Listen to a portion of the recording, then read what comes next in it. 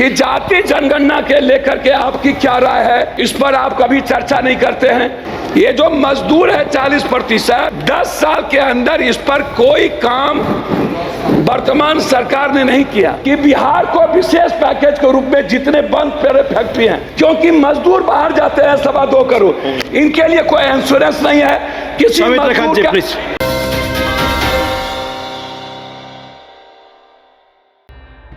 देश में संसद का मानसून सत्र चल रहा है। केंद्रीय वित्त मंत्री निर्मला सीतारमण ने मंगलवार को बजट पेश किया था। अब पार्लियामेंट में पक्ष और विपक्ष की आड़ से बजट पर चर्चा की जा रही है। इसी बीच लोकसभा में पूर्णिया से सांसद पप्पू यादव ने अपने क्षेत्र के मुद्दों को लेकर सरकार पर तीखा हमला बोला है। इसी बीच जब वो अपनी बात सदन में रख रहे थे तभी माइक बंद कर दिया गया। क्या है पूरा मामला, जानने के लिए वीडियो देखें। भारत रिजर्व बैंक के गवर्नर रघुराजन कहते हैं कि भौतिक पूंजी पर जोर देने के साथ साथ मानवीय पूंजी के निर्माण पर ध्यान देने की जरूरत थी, जिसको नहीं दिया। आर्टिफिशियल इंटेलिजेंस की दुनिया का सामना करने के लिए तैयार हो सके, प्रथम फाउंडेशन की प्रकाशित रिपोर्ट 14 से 18 साल की उम्र वाली चौथाई बच्चे साधारण से लिखे हुए वाक भी नहीं पढ़ पाते हैं आज के इस हिंदुस्तान में। कोविड-19 की जगह के बाद स्वास्थ्य और एजुकेशन पर सबसे ज़्यादा यदि किसी को झटका लगा तो वो बच्चों को लगा है। दूसरी सबसे बड़ी बात ये है कि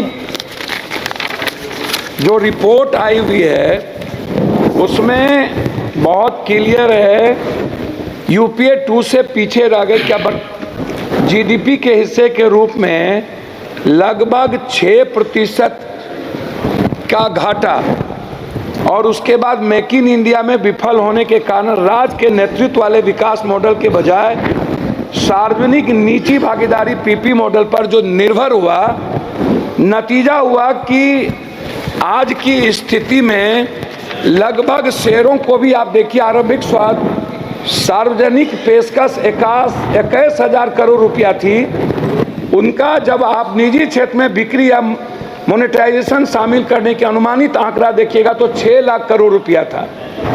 भारत के कार्यबल 20% ही औपचारिक रोजगार जुड़ा हुआ है। अंतर्राष्ट्रीय श्रम संगठन के ताजा आंकड़ों के मुताबिक लगभग 2000 में जहां देश में बेरोजगार में पढ़े लिखे नौजवानों की तादाद 54.2% थी, वो 2022 में बढ़कर 65.7% हो गई। उस तरह दुनिया के कारखानों में तब्दील करने की जो मेक इन इंडिया की सबसे बड़ी बात थी, जिसमें 25 अरब डॉलर मोबाइल इलेक्ट्रॉनिक्स वाली कंपनियों को दिया गया भारत सरकार के द्वारा युवाओं को आगे बढ़ाने के लिए, जिसमें 1.3% भी, ये आंकड़ा मेरा नहीं है, ये आंकड़ा भारत सरकार का है, वो स्थिति इसमें पैदा हो गई कि हमने यूथ को आगे नहीं बढ़ा पाया। लगभग 40% श्रमिक किसी क्षेत्र में काम करते हैं और केवल 20% ही विनिर्माण नौकरियां या आईटी जैसी व्यावसायिक सेवा में काम करता है। ये जो मजदूर है 40%, 10 साल के अंदर इस पर कोई काम वर्तमान सरकार ने नहीं किया।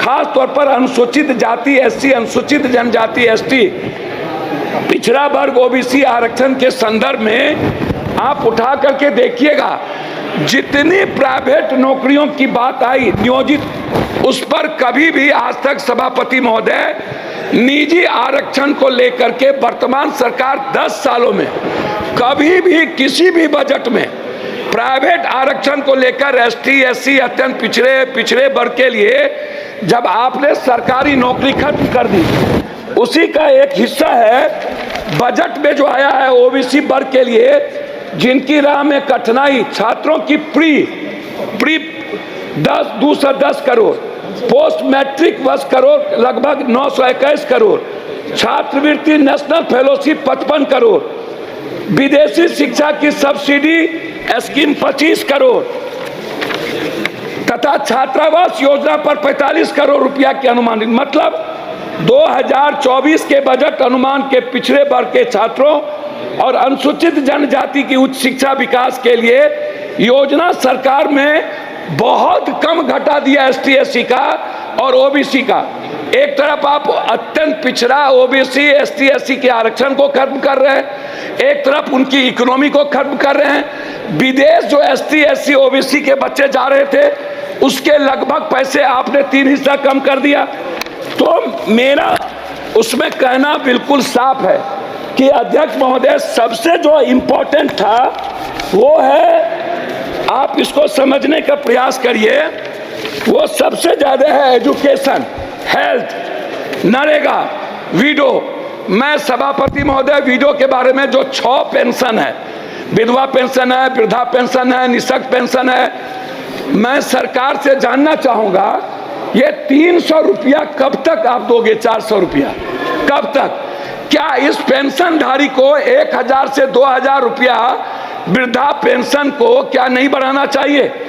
दूसरी चीज, नरेगा जिस पर मजदूर निर्भर है, मनरेगा की स्थिति को आपने कितना कम बजट दिया है, आप इसको देख लीजिए। दूसरा चीज जो हेल्थ सेक्टर है, ग्रामीण स्तर पर जैसे कैंसर है, ब्रेन ट्यूमर है, हार्ट है, जो संक्रमण बीमारी है, जो ओबीसी अत्यंत पिछड़ा दलित वर्ग आर्थिक रूप से वो नहीं कर पा सकता है, तो क्या आपने ऐसी कोई योजना बजट में कि जो ऐसा, आयुष्मान तो कहीं है फेल्योर है, तो क्या आप कोई ऐसी योजना जिसमें कैंसर, हार्ट, ब्रेन ट्यूमर, इसका इलाज फ्री और दवाई जो लगातार वृद्धि हो रही है, और ग्रामीण स्तर पर किसी भी अस्पताल का जहां डॉक्टर नहीं है, 76 अध्यक्ष महोदय 12 मिनट में 76% लगभग डॉक्टर नहीं है, लगभग टेक्नीशियन और लैब नहीं है, सरकारी अस्पताल कहीं भी दवाई नहीं देता है, गुणवत्ता नहीं है, मेडिकल सिस्टम नहीं है, आप इस पर नहीं कुछ बोले। मेरा सिर्फ आपसे अंत में कहना यह है कि आपने जाति जनगणना, मेरा कहना है कि अध्यक्ष महोदय कि जाति जनगणना के लेकर के आपकी क्या राय है, इस पर आप कभी चर्चा नहीं करते हैं। दूसरी चीज, आरक्षण को लेकर के ओबीसी अत्यंत पिछड़ा जो जेएनयू है, जो बड़े बड़े कॉलेजेस हैं, समाप्त कीजिए, समाप्त कीजिए। मैं बात कर रहा हूं अध्यक्ष महोदय, मैं अपनी बात सिर्फ करना चाहूंगा। अब मैं बात करूंगा कोसी, सीमांचल, पूर्णिया की। मेरा रिक्वेस्ट आपसे यह है कि पूर्णिया में आईआईटी और आईआईएम का हब, सीमांचल पूर्णिया में केंद्रीय विश्वविद्यालय, अखिल भारतीय आयुर्वेदिक संस्थान सहरसा में, आप समाप्ति कर रहा हूं अपनी बात करके, कोर्ट स्टेशन और पूर्णिया जंक्शन में वॉशिंग पीठ, लगभग कोसी नदी पर हाई डैम, पूर्णिया बिहार को उप राजधानी, दूसरा उच्च न्यायालय बेंच की अभिलाष कर रहा हूं, मक्का और मखान। मैं आपसे आग्रह करूंगा सौमित्र खान जी, सभापति प्लीज कंक्लूड, प्लीज। मैं बजट के लिए, मैं सभापति महोदय, बजट में फूड प्रोसेसिंग और डेयरी मिल्क, मक्का मखान के लिए मैं इस बजट में चाहूंगा कि बिहार को विशेष पैकेज के रूप में जितने बंद पड़े फैक्ट्री हैं, क्योंकि मजदूर बाहर जाते हैं 2.25 करोड़, इनके लिए कोई इंश्योरेंस नहीं है किसी मजदूर का। ये जो आप जैसे आंगनबाड़ी, रसोईया, आज कारगिल जाए दिवस, ममता, आशा, नियोजित, संविदा, शिक्षा मित्र, मेरा 2 ही इसमें सबमिशन है।